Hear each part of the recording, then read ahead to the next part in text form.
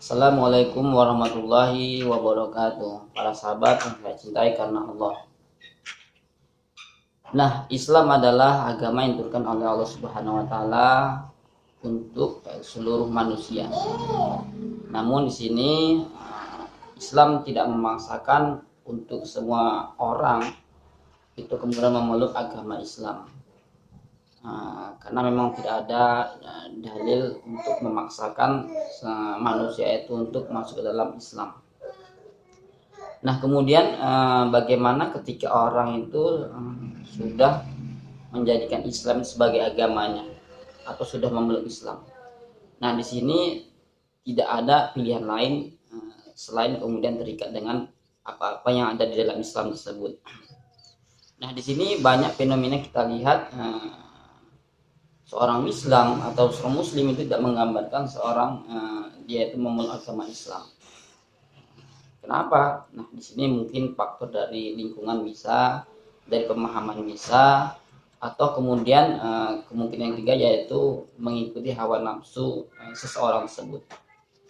Jadi setelah kita kemudian berkomitmen menjadikan Islam sebagai agama kita, ya kita wajib kemudian terikat dengan apa-apa aja yang ada di dalam Islam itu sendiri.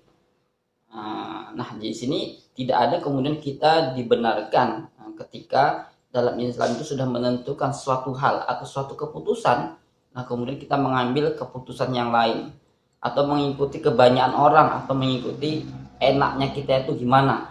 Nah, di sini tidak dibenarkan. Karena setelah kita berkomitmen atau memeluk agama Islam, mau tak mau wajib kita kemudian terikat dengan apa-apa yang ada di dalam Islam itu sendiri. Nah, di sini kita sebagai Muslim hendaknya ya selalu bagaimana koreksi diri sendiri.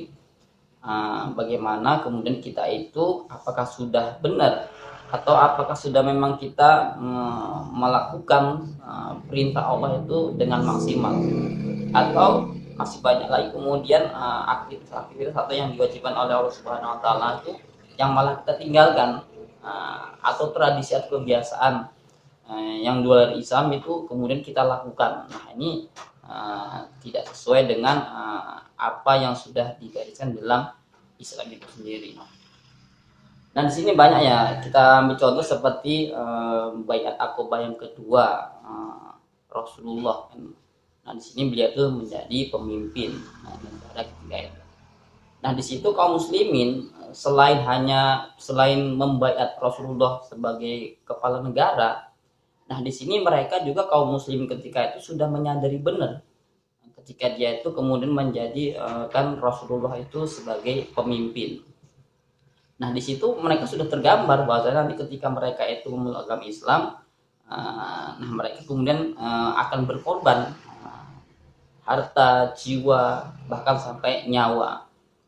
Nah, kemudian mereka juga memahami kan gitu kan bagaimana nanti konsekuensinya setelah kemudian mereka itu menjadikan Rasulullah itu menjadi sahabat.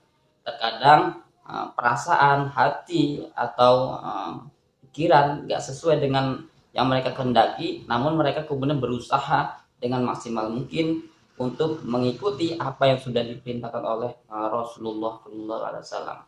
Nah, inilah bentuk bagaimana kemudian seorang muslim itu memang harus terikat dengan apa-apa yang ada di dalam Islam itu sendiri. Mudah-mudahan bermanfaat. Wassalamualaikum warahmatullahi wabarakatuh.